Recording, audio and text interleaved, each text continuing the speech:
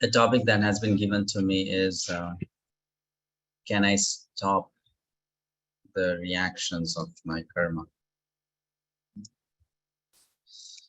So karma is a very interesting subject.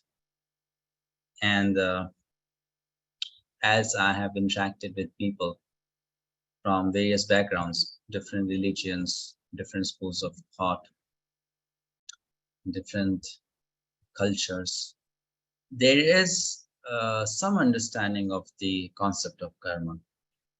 People do believe that, what we are experiencing in life is the result of what we have done in the past. Their understanding as per the science of karma may not be exactly the same, but they do understand that there is some law in this universe which functions in this manner. And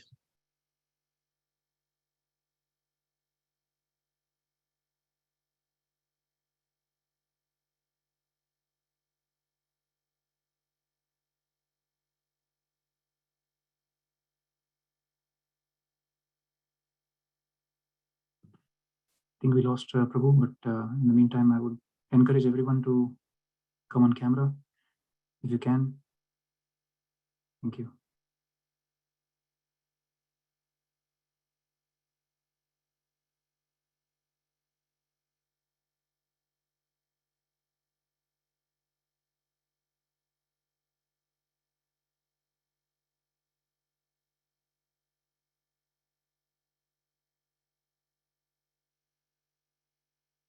Today's speaker is very much sought after in India and all over the world. He's given many lectures and courses, so please give your full attention. Hare Krishna. I'm so sorry there was sudden network disconnection. So perhaps something related to my past karma. So we know everything that happens in our life is a reaction of what we have done in the past. If you observe this law or rule, definitely made by the Supreme Lord, it's a very, very thoughtfully done, creation. Because if there won't be any law of karma, people won't be forced to remain accountable for whatever they do, and the whole world will be a very chaotic place, right? If there are no rules to follow, people would just do what they want to do, and you won't be able to trust people. You won't be able to expect them to do the right thing, and people will also not be motivated, because if I am told, even if you do good things, only bad is going to happen to you, or it will be all accidental, what would inspire me to remain a good person? Nothing. So this is something which is very much ingrained in us, that we understand, if I am a good person and I do good work, my future is also going to be good. That's what makes people work so hard. Now, why people work hard? Because they know, if I work hard, I am going to get better results. If there is no law of karma, there won't be any such sense in people, right? So even if, let's say, they don't accept such a law, intrinsically they know there is something like that. There has to be something like that. If something like that does not exist, then we are in a very, very crazy place, and whatever we do doesn't matter. So it's very easy to understand there has to be a concept like this. Now, how karma functions, let me tell you a story. This story was mentioned in one of the books written by one Jain monk. So the story was something like this, that there were 5 friends, and they together went into a mango forest. So when they saw the ripe mangoes hanging from the mango trees, they got a desire to eat those mangoes. Now one of those friends said, let us cut down the entire tree, because one tree has hundreds of mangoes. So we'll cut down the whole tree and we can get all the mangoes. Now the second person, he said, no. Why do you have to cut down the whole tree? You just remove all the mangoes, because we are not interested in the tree, we are interested in the mangoes. So just let's remove all the mangoes. Then the third person said, can we 5 eat all the mangoes? Definitely not. So let us only pluck those mangoes which we need. The fourth one said, why pluck the mangoes? Don't you see so many mangoes are fallen on the ground? Just pick them up and let's eat them. And the fifth one said, before we eat them, should we not ask permission to the person who owns this forest? After all, these are not our mangoes. All 5 of them, they want to eat the mangoes. But do you think the way they are approaching this idea of eating mangoes, it's the same? No, it's not the same. Now, let me ask you here a very simple question. Out of these 5, who is the most selfish? You can reply. Yes. Out of these 5, the most selfish. The first one. Yeah, thank you. Very, very easy question, right? The first one. Why? Because he is thinking of cutting down the whole tree, which is not needed. Then the second one is lesser selfish. Okay, let's just take the mangoes. The third one, more selfless, only plug the mangoes as much as you need. The fourth one, why plug them? Pick those which are fallen on the ground. And the fifth one is least selfish amongst all 5 of them. He is suggesting, let's first ask permission. Someone owns these mangoes. Once that person allows, and we can take them away. Now, all these 5 people, if they do what they are planning to do, the suffering or the reaction that is going to come to them will not be the same, right? It will not be the same, because each one of them has to learn a lesson to come out of their selfish nature. And the degree to which they have to learn that lesson is different based on their mentality, their attitude. Srila Bhaktivinoda Thakur, who is a great Vaishnava Acharya, he says, God has not created this world for us to suffer. Neither God has created this world for us to enjoy. He says, God has created this world for us to learn the lesson of pure love. That's the purpose. He wants to teach us this lesson. That, my dear children, learn to love others purely. Learn to love yourself purely. And learn to love me, who has created you all purely. That's the reason why God created this world. And that's why there is a rule, or there is a law which is put in this world. If we encroach upon things which do not belong to us, what happens is we break that law, and that shows our selfishness, which means we are not learning the lesson for which this world was created. So then there comes some reaction to us, which is not really a punishment, but more of a reminder, a warning, that you have to change your attitude. You have to learn this lesson of working more selflessly, more purely. For that purpose, this law is created. So can we undo what wrong we have done in the past? Definitely yes.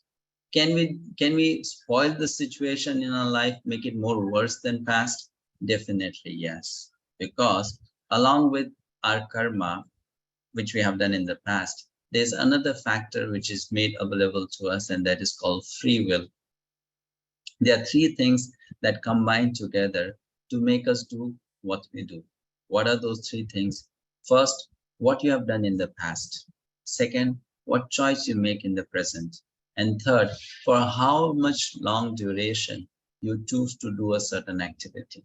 These 3 things decide what is going to be the result that you will face or experience. Let me explain each one of them.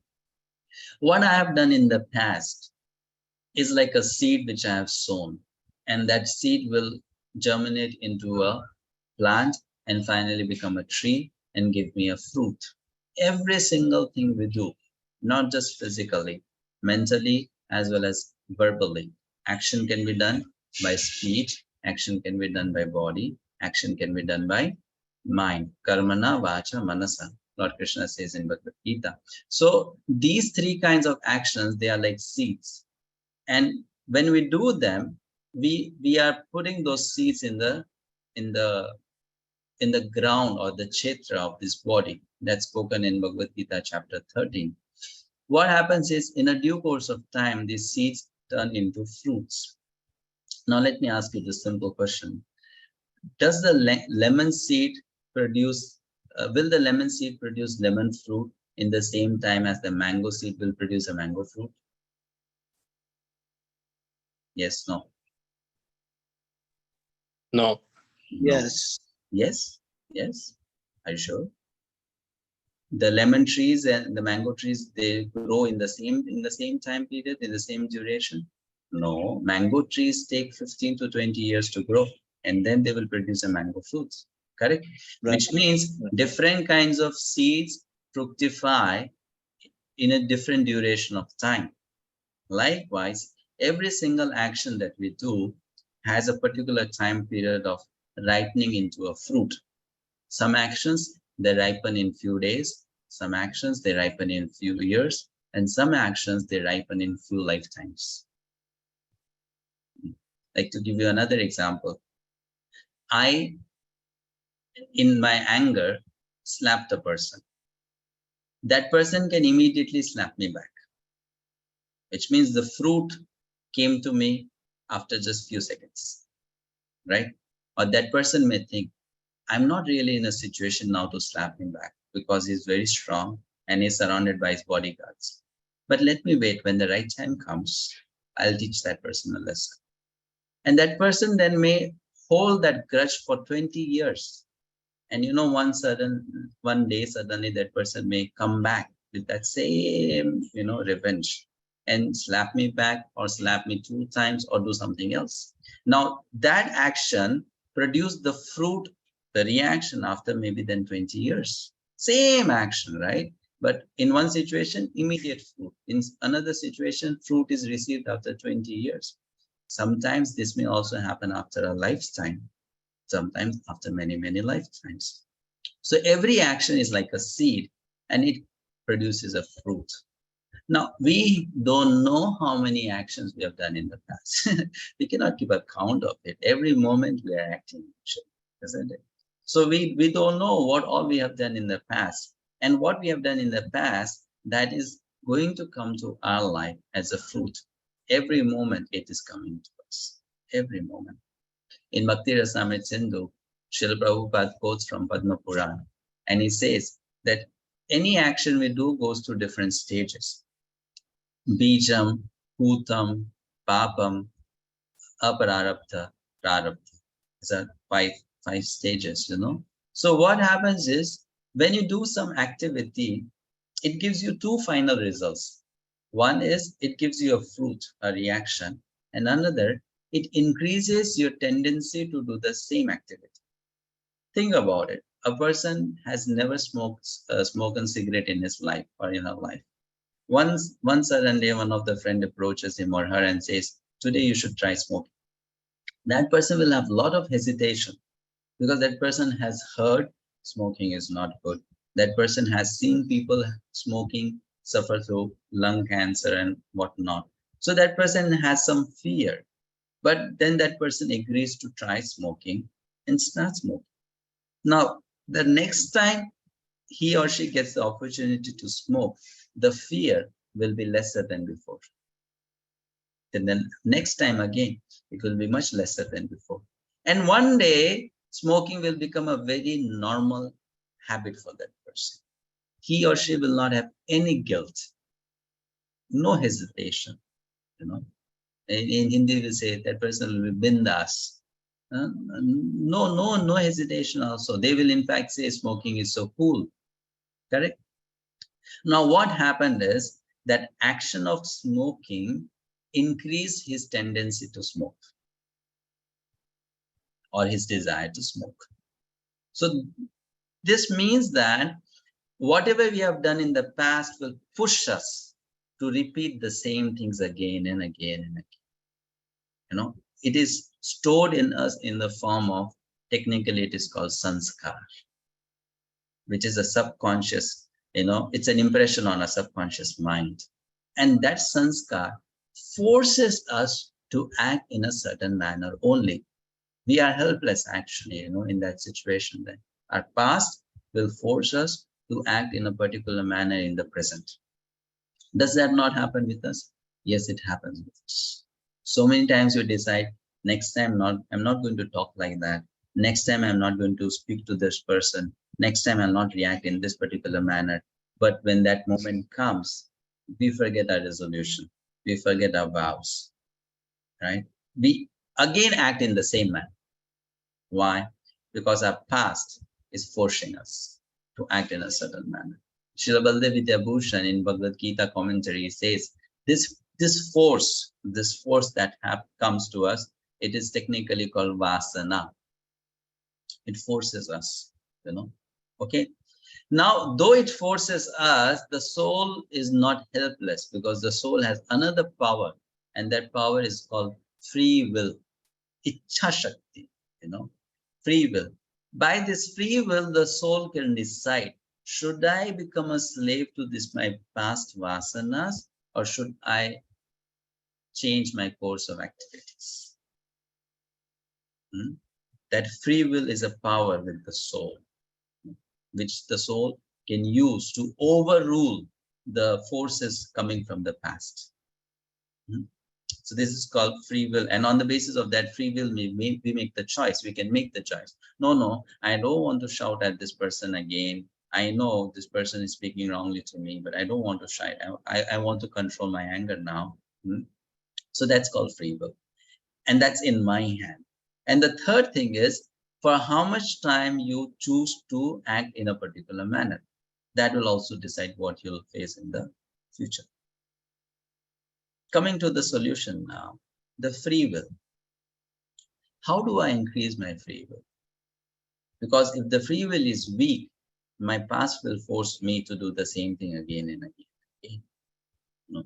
So how do I increase that free will so that I can stop it at a point of time? That is done by following the principles or teachings given in the scriptures, such as Bhagavad Gita, Srimad Bhagavatam, Nectar of Devotion, Nectar of Instruction, etc. By following these rules, we decide to strengthen our free will. In Bhagavad Gita chapter 3, Lord Krishna tells to Arjuna that above the senses is the mind. Above the mind is the intelligence. Above the intelligence is you, the self, which means what? The self can control the intelligence can control the mind, and the mind can control the senses, But when a person has a weak free will, that means that person has a weak intelligence. And because the intelligence is weak, the mind does not get control, but the mind starts controlling. So the solution is given by Lord Krishna to Arjuna, that Arjuna, you should cultivate what? You should cultivate transcendental knowledge. By that, you will strengthen your intelligence, you'll strengthen your free will, and you'll not let the mind rule you, which means you'll not let your past rule you. You'll be able to choose in the present to become victorious over your past and make a new step in the life. So this is technically the way to stop the reactions of our past karma, right? By deciding not to become a slave of that and to start a new course in life. Okay, so that is technically called in Bhagavad Gita as Nishkama Karma Yoga, or it can also be called as Buddhi Yoga, or it can also be called as, at a higher level, Bhakti Yoga. By that you stop that push that comes from the past. But though we may do that, we still have a lot of reactions of what we have already done in the past. So there are two phases to it. One thing is, I did so many activities in the past, and that is definitely going to give me some results or some reaction in the future. And the other thing is that I am doing also many activities in the present, So how do I not do wrong in the present that I explained to you?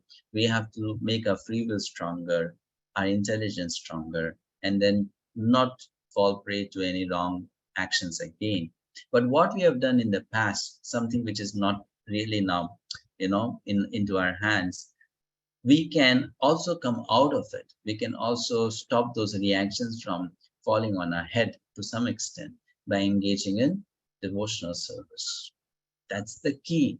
That's why Lord Krishna said to Arjuna in Bhagavad Gita. Arjuna was thinking, my dear Krishna, if I'm going to kill so many people on this battlefield, don't you think I'm going to help? Because killing is a very, very simple activity.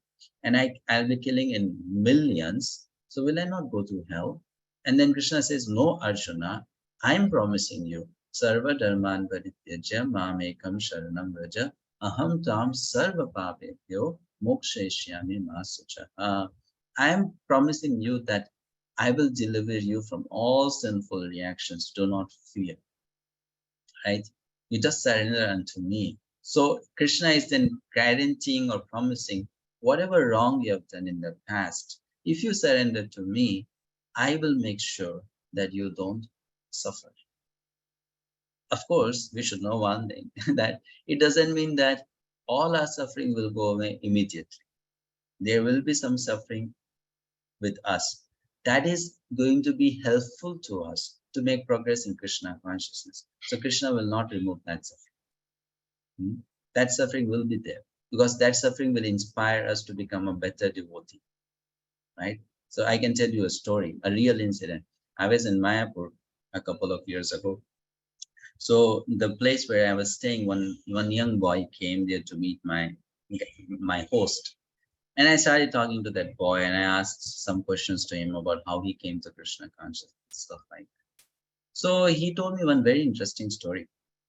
He told me that he was doing book distribution in Sankirtan buses. In Mayapur Dham, they have lots of Sankirtan buses and they go around to different states in the Northeast India to distribute books. So they were in Orissa, they were distributing books, and all of his friends, all the devotees had gone out on distribution and he was staying back all alone in the bus. And the bus was parked in a remote area in the village. So it was evening time, he lit up the gas for some reasons, and suddenly the cylinder in the bus bursted. So the gas cylinder bursted, and he was thrown out of the bus, and his whole body was on fire. The bus was on fire, his body was on fire. So people in the village, when they heard this sound, when a cylinder bursts, it makes a huge sound. So they could understand that there's some accident, which happened. So they ran to this place. They immediately called up the other devotees. They informed that one of your fellow, his body is burning. He is in a very, very terrible state, and you should all immediately come. And this devotee, he immediately became unconscious, because it was such a panicking state for him. But still in his subconscious mind, he could hear people around him talk. He could see people coming, but externally he was completely blank. So he even heard the devotees around him calling His Holiness Jayapataka Swami Maharaj, His Holiness Bhakti Purushottam Swami Maharaj, what we should do now, and they tried to help in the situation by getting that devotee arranged to be, taken to a nearby hospital. But that hospital was not at all in a good condition. So no proper facility, no proper medicines were available, no proper treatment. So when that devotee reached there, the person who was there, the doctor, he mentioned that this devotee had 67 burns on his body. 67 burns means it's a very, very bad state. Person cannot be alive in that situation, actually. His whole body was gone. The whole skin was burned. And then, in that painful state, what they had to do is, because the skin was burned, the skin was dead now. And for him to be in normal state again, first of all, that dead skin had to be removed. And then, new skin would come out. And they would do plastic surgery using the good skin on different parts of the body and repaired the whole body. Because there was no sufficient treatment facility in that hospital, they did not even have anesthesia. You know? So without applying anesthesia, there were like 6-7 people. They held the hands of this devotee, the legs of this devotee, his head, his body, and they tore apart the dead skin. Now you can imagine how painful that situation would be. And this devotee was like, I am dying 1,000 deaths. He was feeling so much pain and he was praying to the Lord, oh my dear Lord, let me die. Let me not go through this, this so much painful situation. Let me not go through this. Let me die. Let me die. Let me die. Somehow or other, that moment passed away and still he was alive. At that moment, he recalled, he's still not conscious. All this is going on in his subconscious mind. At that moment, he recalled that in his past, when he was a young boy, he was belonging to a tribal family and they used to live in the forest in Assam. So what he would do is that he would catch pigeons, alive pigeons, Without killing those pigeons, he would pluck their feathers. And they were so, they belong to such an uncivilized tribe that without even cooking that pigeon, they would eat the pigeon alive by tearing apart the skin of that pigeon. And he recalled, because I did such sinful activity in the past, now my skin is being torn apart. So, but at the same time, he was very grateful to Lord Krishna that at least he got a chance again. He got a second chance to live this life and practice Krishna consciousness again, right? So when he recalled these incidents, he came back to his senses, and at that moment he prayed to Radha Madhav, Shri Radha Madhav in Mayapur. Then, my dear Lord, if you allow me to live again, I promise you, I will never leave your shelter. I will not stop doing book distribution, and I'm going to be completely surrendered to you throughout my life. When he made this prayer, he told me, Prabhu, you won't believe. I saw one young girl enter in my hospital room. That young girl was so beautiful. And that young girl was telling me, calling by my name, please stand up. Nothing will happen to you. You can walk, you can talk, you'll be all okay. You'll be all fine.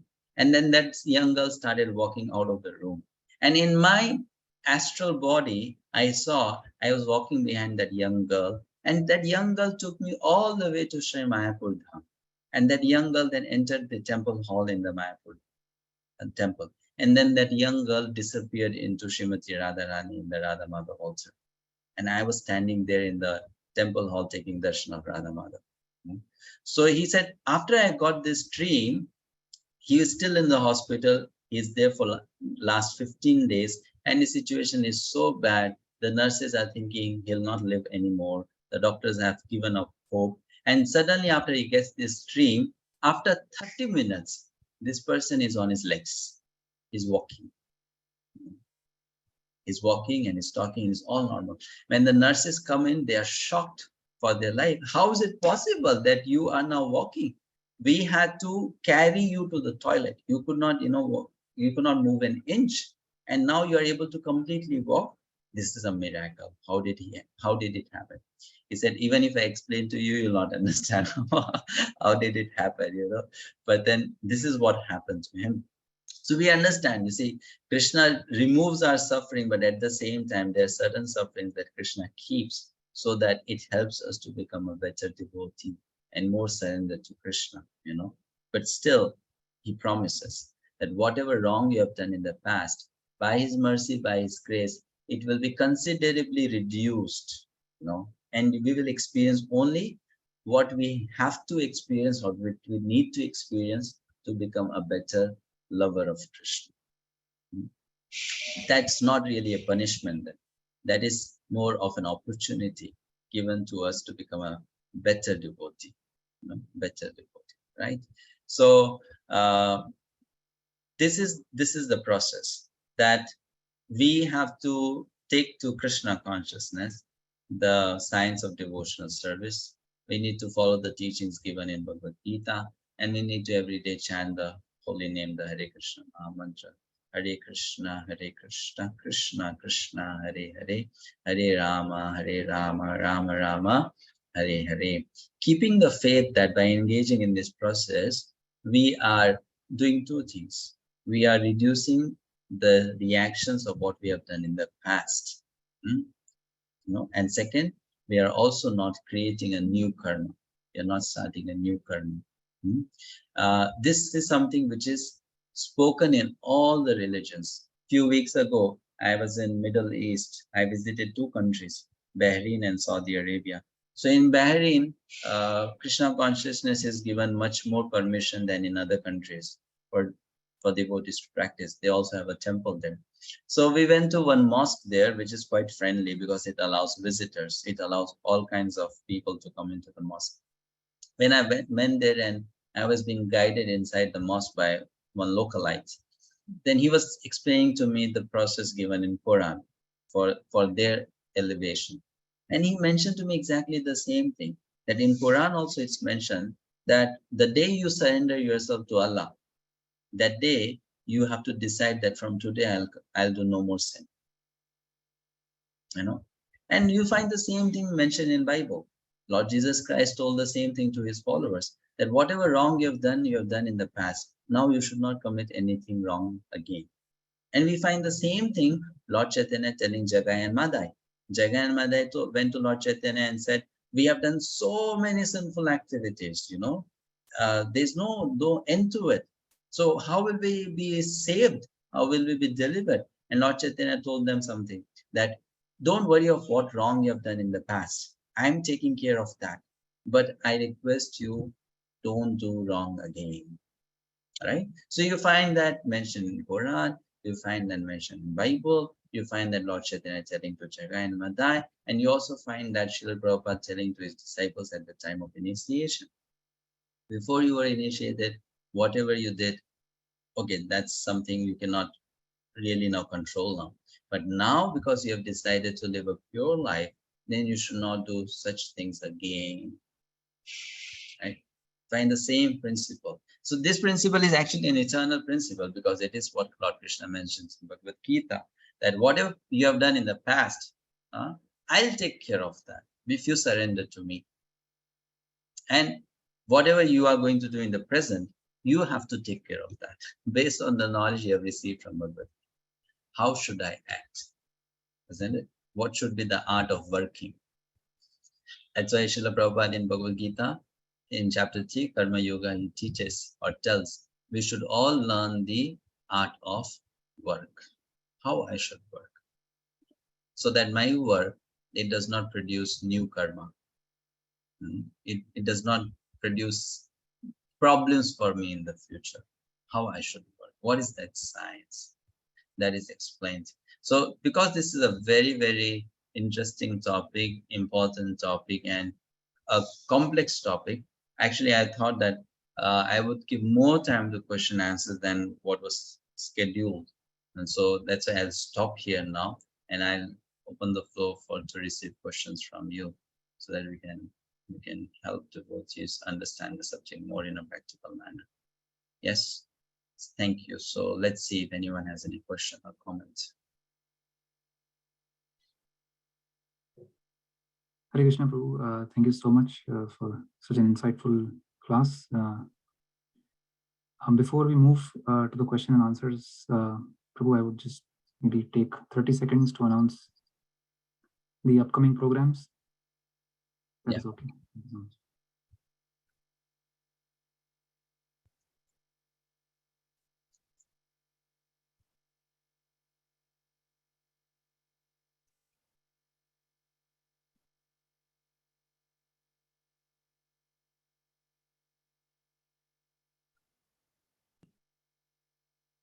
So this coming Sunday, we have a very special speaker, His Grace Vicharu Prabhu, who's going to be speaking on Bhagavad Gita 9:27. Every Sundays from 4:30 to 5, we have the Journey of Self-Discovery course at the ISKCON of Bergen County. It's a 7-part series. So, and then we have our Bhakti Vriksha programs every Fridays, multiple programs running in the Parsippany area in Bergen. So if you're not part of any Bhakti Vriksha group, please encourage you to join. There's daily Bhagavad Gita reading, which is headed by Gopal Govind Prabhu. Every Monday to Friday, 12 to 12:15 p.m., 15-minute reading on the Bhagavad Gita. And then there's the daily 6 a.m. to 8 a.m. Japa call, which is headed by Chadrapati Mataji. So encourage everyone to join that. And this coming Thursday, we have a very special Narasimha Chaturdashi program. So encourage all of you. And if there is any friends, family that you'd like to invite, then please do so.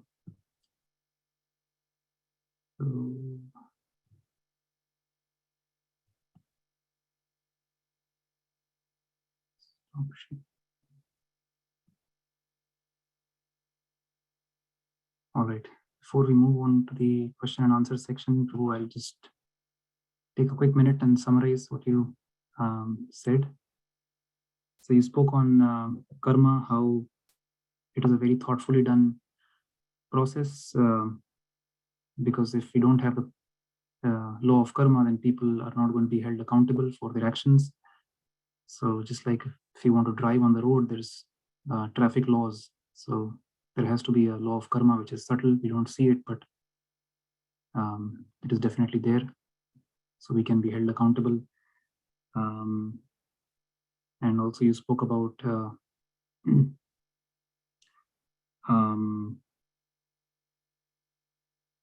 not encroaching on others' resources. So I just remembered the Isha Upanishad verse that Isha Vasyamidam Sarvam Yatkincha Jagatyam Jagat Tena Tyaktena Bhunjita Magrida Kasyas Vidhanam. So yes, we have limited resources in this world. So obviously we should not be encroaching upon others' properties. So which is why we also have this law of karma.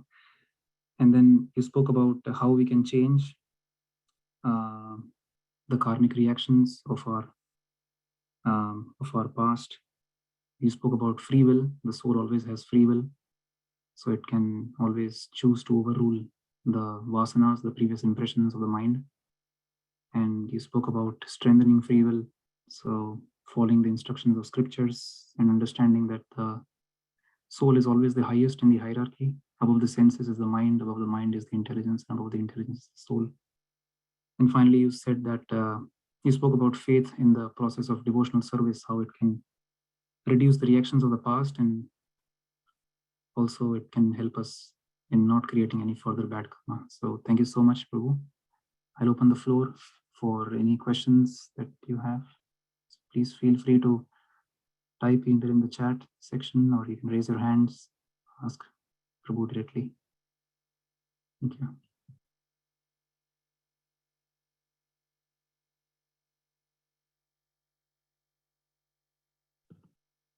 Hare Krishna, yeah, please go ahead. Hare Krishna. So my question is that when we see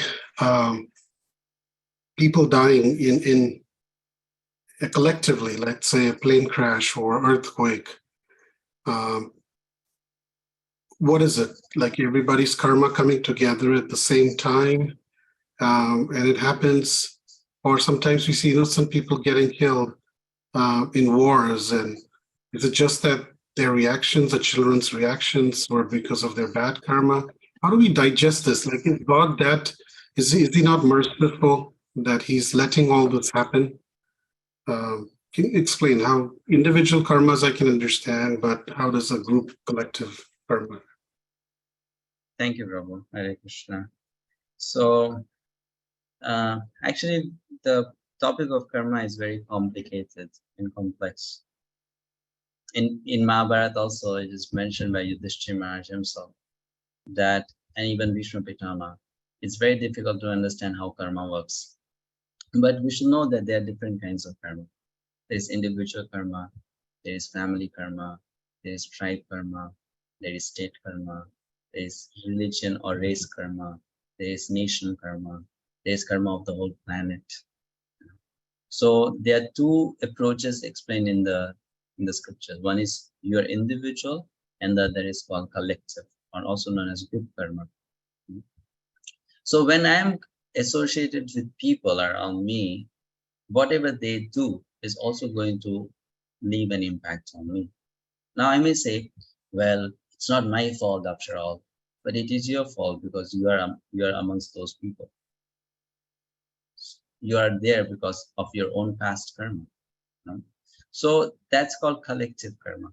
So because we are part of that group, even if I have not done that wrong, a blemish is going to come on me. To give you an example, let's say a person associated with your community, with your temple community, does something wrong. Will it not spoil the name of the whole community? Because it's collective. That person is associated with the group. If that person does something wrong, the group also suffers a reaction. And if that person does something wonderful, will the whole community not get praised or glorified? Yes, isn't it? Correct? So sometimes the things that come to us is not always what we have done individually, but what has been done by people around us or people to whom we are related. And because we are related to them, we are sharing. So wars or accidents, so these are ways of people experience their karma together, because they are supposed to experience a certain kind of karmic reaction. They're all put together, and in one lot, they are made to suffer that consequence. So it happens as a part of the bigger plan, right? So there's nothing like an injustice here, actually, nothing like that. It is part of the whole plan, and it is for a human being. It's going to be very difficult to understand how does this function, because we don't have that ability to calculate that how can you how to mix up the different things that people have done and then give a result to them. It's beyond human abilities to understand, but that's how it functions. Thank you. Thank you, Prabhu. Thank you, Prabhu. Yeah, go ahead. Sorry. That's okay. Anything else? Any other questions? Yeah, we have one question in the chat. How to be okay when karma from your past birth impacts you today? For example, sometimes we see very young children or even babies suffer from illnesses, probably because of their past birth sins. How to be okay with this? Okay, so you say when suffering comes to a person, that suffering comes in relation to what that person has done in the past. And that person will have to go through exactly similar suffering, so that person understands, when I go through this suffering, it is so painful, so I should also not put the other person go through this exact similar suffering. Now, if let's say a child has been aborted in this life, that means that person in his previous body had done abortion of a child. So you go through the exact same suffering, because that's how the reaction is going to come. Now, we may say that child is innocent, but we don't know the past of that child, what that child has done in the past, right? So any wrong thing that we may see, it's related to what that person has done in the past. So there's nothing like the child is innocent. We are just seeing a particular frame in that person's whole history of existence. So that person has to go through similar experiences, and the child is conscious. So the child certainly knows, or that soul certainly understands. That leaves an impression. Like, to give you an example, I have a friend who has a small child now, 3 years old. So this child fears other children. So I asked him why he's so fearful of other children. Generally, children, they are very happy when they're around with each other, they play, So he said when he was very, very small, It's so much small that he was, you can say, not very conscious. You know, some kids, they misbehave with that child. Means they would play with him, you know, pinch him, do this, do that. So he has subconsciously developed this fear towards other children. Now, a person may not understand that how a baby can be so sensitive to such uh, happenings in the surrounding. But anything that happens to us gets stored in us as a sanskar. In our subconscious mind, it is stored. You know, that the experience is stored. So when a child has died because the mother aborted that child, or someone killed that baby, or whatever happened, you know, that is stored in the sanskar, in the subconscious mind of that person. And now that person will be very careful to not do such activity again in future. So that's how things happen. You know, that's why such things happen. Yes, Prabhu Ramachandra Prabhu. Okay, I'm sorry, I interrupted you, Rohan. You can. Oh, it's fine, Prabhu. Yeah. Okay. Go ahead, Ramachandra. Thank you so much. So, Prabhu, are you saying that what action you perform, the reaction will be exactly the same? For example, if I'll give you two examples. If at work, if I'm being very nasty with my colleague, will the reaction be the same where somebody in the future will be nasty with me? Or I'm not finding a new job after I quit this job, and that's the reaction of my being nasty with the colleague. Or I stole money from somebody. So in my next life, somebody will steal money from me, or is it that I will not have money? So sometimes this confusion is there. The reactions are exactly the same, or it's so complex that we never know. Thank you so much for that question. The reaction can be exactly the same. The reaction can be a combination of many other reactions and given to us, you know. So how exactly it will be done, we will not be able to understand it because it's not done by us. It is done by some higher power, you know. So sometimes this reaction is exactly the same. Like I explained to you, you know, I slap someone, that person may slap me back immediately. So I understand, okay, I slap you, you slap me, you know. But that person even may stab me to death. Who knows? Correct, isn't it? So in one situation, reaction is exactly the same. In another situation, reaction is not exactly the same. Right? So we should know one thing, that here it's not just about me, my karma, and the justice given by the providence. Here there is also another factor. What about the people around me? Because it is related to their mindset also, or mentality also. How do they want to, or how do they want me to get punished for what wrong they have done? You know, so it's really it's so complex, because it's not just about, it's not a very straightforward mechanical mathematical calculation, right? Isn't it? So the Yamaraj also must be having lots of supercomputers invented much before we invented them, you know, do all this to do all these calculations, you know, how to give reaction, right? That's why Bhishma Pitama said in Mahabharata, no one can understand how karma works. It's so complicated, so complicated. We can just understand the law, that you do good, you get good, you do bad, you get bad. But then exactly every single thing is very difficult to, you know, divide into small blocks and then try to uh, make the whole picture out of. Very difficult. Yes. There's another question. Okay. Yes, R. Yes, Prabhu. So the question is, Hare Krishna, if your sufferings and life experiences are predestined, how is karma important and how is it affecting past karma? I didn't really get the question. So I think the question is that if everything is predestined, then what is the use of acting in the present? But why it says how is it affecting past karma?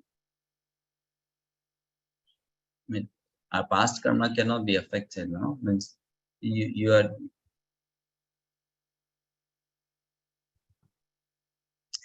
Is he trying to say, or this person trying to say that then there's no hope for us, something like that? Is it like that?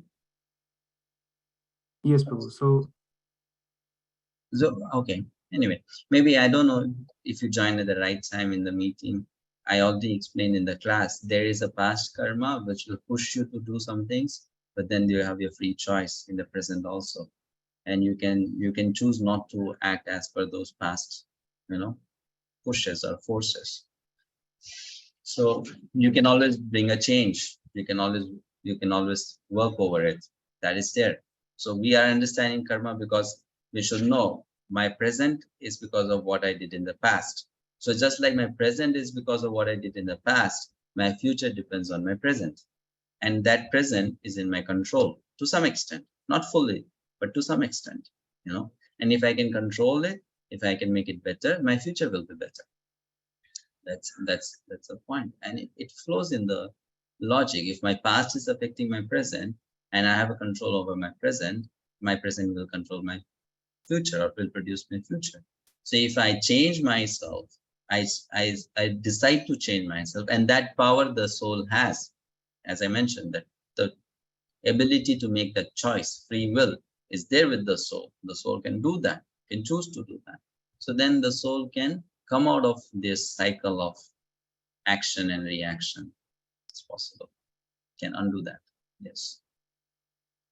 I hope satisfies the person who asked this question. yes, Prabhu, I believe so. But if SR Prabhu or Mataji, if you would like to speak, more than welcome. But yeah, thank you, Prabhu, for answering that. I believe it. Okay, yes, it does. Okay, we have another hand up. Sankari Kaur Mataji. Yeah, go ahead, Mataji. Hare Krishna Prabhu, thank you for such a nice deliberation. It's a kind of a topic where, it reminds me of that instrument with which in India we fluff up the cotton. You just, touch upon one thing and so many things just come up. So while you were answering one of the questions, you were saying that all our samskaras are stored in our subconsciousness. So probably we are talking about the subtle body here. So we understand that when we change bodies, the gross bodies are left behind. We every time take a new gross body. So do we carry some part of our subtle body from the past, or the subtle body always remains the same? And that's why all the samskaras keep coming to us in every lifetime. How does it work, Guru? Thank you for the question. Yes, so we have three kinds of bodies. We have a gross body, we have a subtle body, and we have a spiritual body. So this gross body is left at the time of death. But the subtle body, it's not that a part of the subtle body goes, the whole subtle body goes. The subtle body remains with me till the time I get liberation from material life. So the subtle body goes completely, which means the mind, the intelligence, the ego, the consciousness, conditioned consciousness, it moves on to the next body. So all the samskaras are right there, are carried by that. Our past desires, our past experiences, our qualities, our abilities to understand a particular subject, all that gets carried in the subtle body.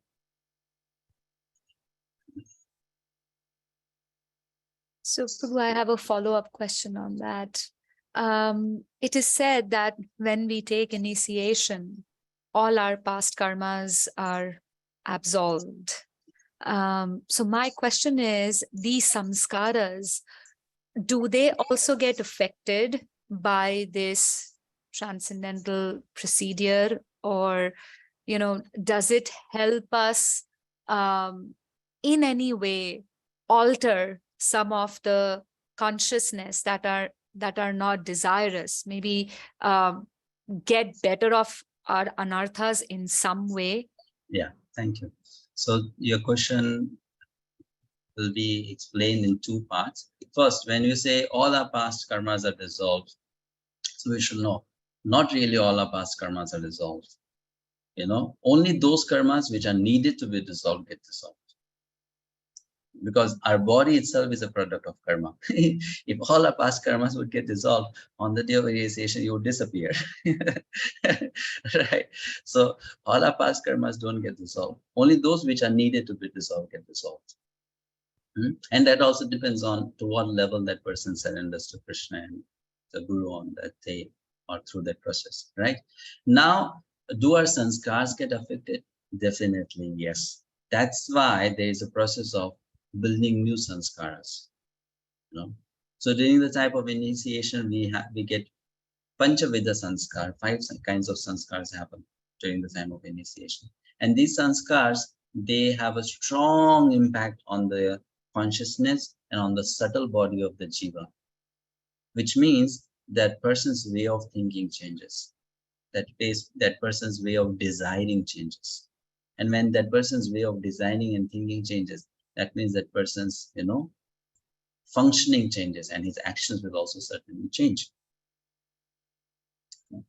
So it happens. That's why there is a whole science of doing newer and newer positive sanskaras on the jiva.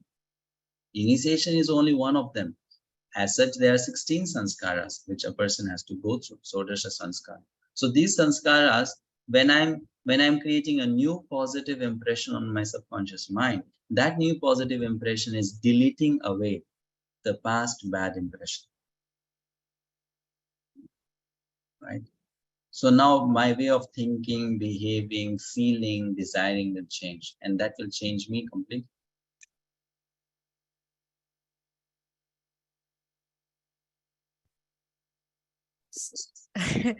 So, Prabhu, so that leaves me with another question: is that the process of initiation has this positive impact on every jiva who takes initiation?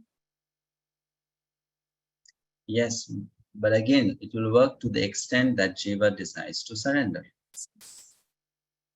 If that jiva does not really take it as that jiva just takes it as a formality, or it takes it like a fashion, without really understanding what the jiva is going through, then the impact will also be less. Isn't it?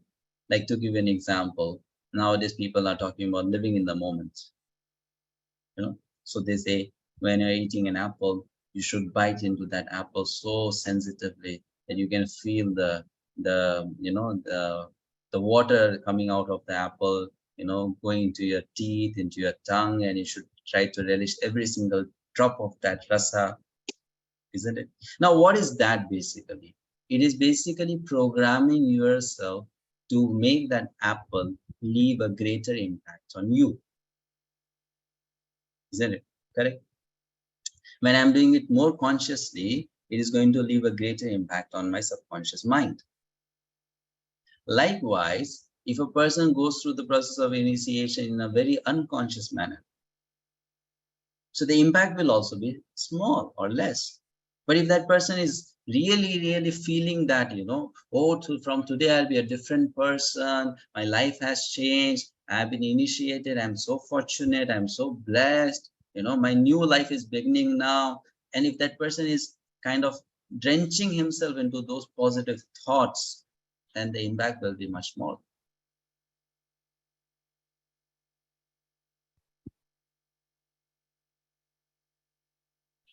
Makes a lot of sense for you. Thank you so very much. That's why I'll just give you one example to explain this. You see, nowadays marriage, how it happens? 2 hours, finished. Isn't it? Because otherwise we'll have to pay a lot of bill for the hall year books, So finish it as quickly as possible. Invite people, serve them one meal, and book the hall for a few hours, and because it's a very costly affair. But earlier, the marriage whole program would go on for 7 days, 10 days, 15 days. What was the good thing about it? It left a greater impact on the person's subconscious mind. You are getting married. Now your life is going to change. Because of that, that whole change in the life of a person was taken very seriously by that person. I'm no longer the same. I am now a married man, or I am now a married woman, which means I'll have to now change myself. I have to behave in a different manner. I have so many more responsibilities on my head now, isn't it? So that allows the person, that allows this whole thing to sink into that person. But nowadays we see, of course, no offense, even after people get married, they don't realize now we are married, we have to act differently. Sometimes they still remain babies because they did not allow that process to have such an impact on them. Okay. Thank you so much, Prabhu. Thank you. Hare Krishna. All right, I think it's time. Okay. All right, Ramchandra, he has raised his hand. So please go ahead. Oh, you have some time, then we have questions, or if you don't have time, then we can. Oh, I have time. Okay. I think we have plenty of questions. So I'll ask you this one, and I'll ask in Hindi. I see a lot of us are okay with Hindi also, so maybe this question can be. तो कई बार ये होता है कि मेरे साथ ये 7.5 चल रही है, मेरे स्टार्स बुरे हैं, इसलिए ये सब रिएक्शंस हो रहे हैं. तो ये मेरा कर्म है या ये जस्ट दैट ये मेरे सारे स्टार्स इस तरह से बने हुए हैं कि उसका रिएक्शन है? तो मैं कर्म के बारे में सोचूं या मेरे स्टार्स को काउंटर एक्ट करने के लिए सोचूं? Okay, thank you. Right. So there are no good stars and there are no bad stars. First of all, we should know, Hindi में बोलना है. Okay.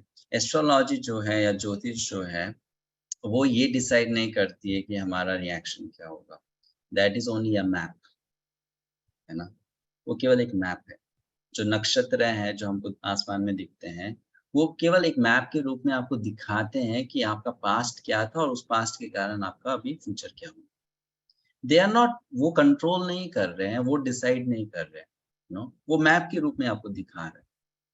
Right.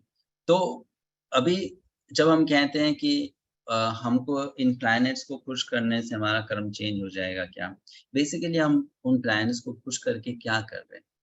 The whole thing is a very complicated system. भगवान ने उसको ऐसा बनाया है कि जीव को कुछ गुण उसमें आ जाने चाहिए. पहला गुण उसमें क्या आना चाहिए, जीव को आज्ञाकारी बन जाना चाहिए.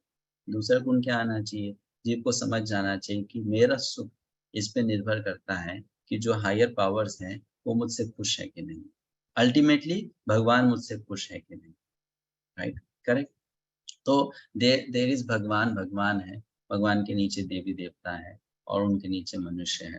तो अगर मनुष्य भगवान के प्रति डायरेक्टली शरणागत नहीं है तो भगवान चाहते हैं एटलीस्ट तुम इन देवी देवताओं के प्रति शरणागत, तुम इन पे श्रद्धा रखो, इनके बनाए हुए नियम कानून का पालन करो, और तुम्हें कुछ सहायता चाहिए तो तुम इनको अप्रोच करो, क्योंकि तुम मुझे तो अप्रोच करने वाले हो नहीं, तुम्हारा इतना शरणागति नहीं, इतनी श्रद्धा नहीं, तो एटलीस्ट इनको अप्रोच करो.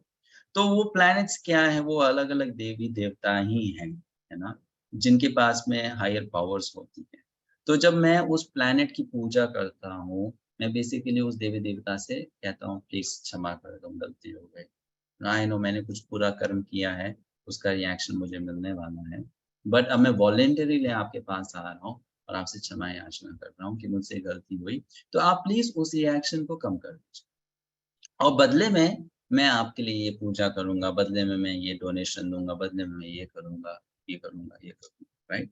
So it's kind of a self, आपने वॉलेंटरीली जाकर सबमिट कर दिया, सरेंडर कर दिया. एंड बिकॉज उनके पास में हायर पावर्स हैं, व्हेन दे सी कि हाँ चलो एक बंदे में सुधार आ रहा है, इसने जो लेसन सीखना था इसने सीख लिया. लेसन क्या है, आज्ञाकारी बन जाओ, गलत कार्य मत करो, ये समझ लो कि आपका सुख आपसे ऊपर जो है उनके सुख पर निर्भर करता है. तो आपने वो लेसन सीख लिया, तो चलो उसको इतना जो कष्ट मिलने वाला था उसमें से थोड़ा सा उसका माफ कर दो. So that's the whole thing.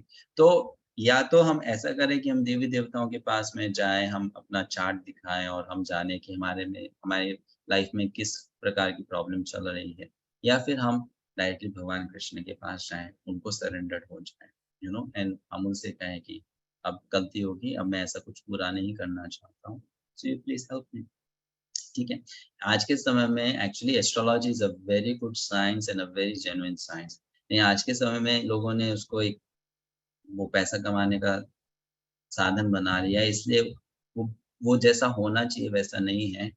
आज आज के समय व्यक्ति क्या सोचता है, टीवी में बैठूंगा और मैं आज मेरा दिन कैसे जाएगा, नो, वो उसको उसके ऊपर I will decide, should I invest in this company, should I invest in this share, should I do this, should I walk out of my house today or not, should I stay in my house only। तो astrology उस चीज के लिए नहीं है। Actually astrology is to make very important decisions in life, not trivial decisions. जो बहुत important decisions होते हैं लाइफ में, उसके लिए हम एस्ट्रोलॉजी की सहायता ले सकते हैं। लेकिन ये नहीं कि एवरी डे हर एक शेयर में इन्वेस्ट करने से पहले कि मेरा अभी चार्ट कैसा है, अच्छा मेरा समय चल रहा है, बुरा समय चल रहा है, दैट्स नॉट एस्ट्रोलॉजी फॉर। तो हम उसको जो जैसा वो साइंस है उसको यूज कर सकते हैं, क्योंकि वो एक मैप है, वो आपको दिखा रहा है what are the possibilities, that's all. So this is a big topic in itself actually, खुद में एक बहुत बड़ा टॉपिक है ये। डिवोटीज लोग के लाइफ में भी प्रॉब्लम होती है, तो वो भी एस्ट्रोलॉजी को यूज कर सकते हैं उन प्रॉब्लम से बाहर निकलने के लिए। जैसे कि जब हम बीमार होते हैं तो हम डॉक्टर के पास जाते हैं, उसी प्रकार से जब हमारे कर्मा में कुछ प्रॉब्लम होती है, पास्ट कर्मा में सीवियर प्रॉब्लम होती है, जिसका सॉल्यूशन बहुत जरूरी है हमारे स्टेबल लाइफ के लिए, हम एस्ट्रोलॉजी का उसमें भी सहारा ले सकते हैं इन अ राइट मैनर। नॉट कि ये अंगूठी पहन लो, ये आप हार डाल दो, ये कर लो, वो कर लो, that's not going to have so much benefit.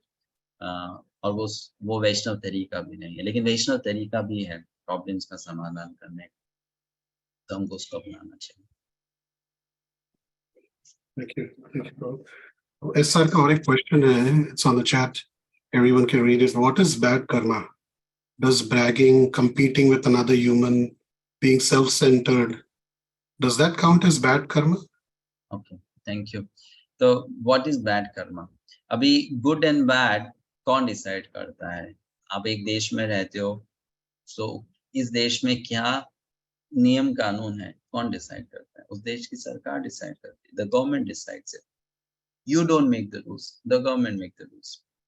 उसी प्रकार भगवान ने सृष्टि की है, तो वो डिसाइड करते हैं कि सही क्या है, गलत क्या है, अच्छा क्या है, बुरा क्या है ना? उनके द्वारा डिसाइडेड है, ये निर्णित है। तब टेक्निकली बैड किसे माना जाएगा? एनी एक्टिविटी, कोई भी कार्य जो आपको ज्यादा से ज्यादा सेल्फिश बनाता है, जो आपको ज्यादा से ज्यादा कंडीशन करता है भौतिक प्रकृति के 3 गुणों में, जो आपको जन्म मृत्यु के बंधन में ज्यादा से ज्यादा फंसाता है, वो बैड कर्म है, गलत कार्य है। तो हम इस चीज को फाउंडेशन बना सकते हैं, इस प्रिंसिपल को, कि anything reflecting selfishness is bad कर्म, जहां पे हम सेल्फिश होते जा रहे हैं। अभी आप बोलते हो, is bragging bad Karma, is competing with another human bad karma? Yes, if it is going to destroy that person in any way, if it is going to hurt that person in any way, yes, then it is bad karma। क्योंकि मेरा अगर intention ये है कि मेरा ऐसा करने से उस व्यक्ति को दुख पहुंचे, या उस व्यक्ति को I want to make that person feel small, है ना, वो बैड कर्मा है। आप सेल्फिश हो रहे हो इस सिचुएशन में। To compete is not wrong, ऐसा गलत नहीं है कि हम किसी से कम्पीट कर रहे हैं क्योंकि हम आगे बढ़ना चाहते हैं, लेकिन ऐसा सोचना कि मैं आगे बढ़ूं और वो नीचे जाए, वो गलत है ना। Let's say someone is earning $500, you earn $700, no problem, लेकिन don't think that that person should earn $300। तो आपको ज्यादा बेहतर करना है, आप करो, कोई प्रॉब्लम नहीं, लेकिन उससे उस व्यक्ति का नुकसान हो, उस व्यक्ति को कम मिले, then I'm being very selfish here, then it will become bad karma। जैसे कि फॉर एग्जाम्पल, अगर मेरा शरीर बहुत बड़ा है और सबको लड्डू दिए जा रहे हैं, सबको एक एक मिल रहा है और मेरी इच्छा है 2 लड्डू खाने की, तो ठीक है, आप 2 लड्डू खाओ ना, कोई प्रॉब्लम नहीं, आपको बड़ा शरीर है, आप 2 लड्डू मांगो, आपको मिल जाएगा। लेकिन मैं बोलूं उसको एक भी मत देना और उसको जो आप देने वाले थे मुझे दे दो. That's bad, you know? That should not be the approach. So Srila Prabhupada, therefore, he said that there is no scarcity. भगवान हमको जितना हमें आवश्यकता है वो सब पूरी कर सकते हैं. There is no scarcity. No? So आपको जितना चाहिए, that will be provided by the nature, by the universe, by the providence. But I should just try to get it honestly, lawfully. Nothing wrong in that. Okay, does it make sense, Prabhu? Very much, very much.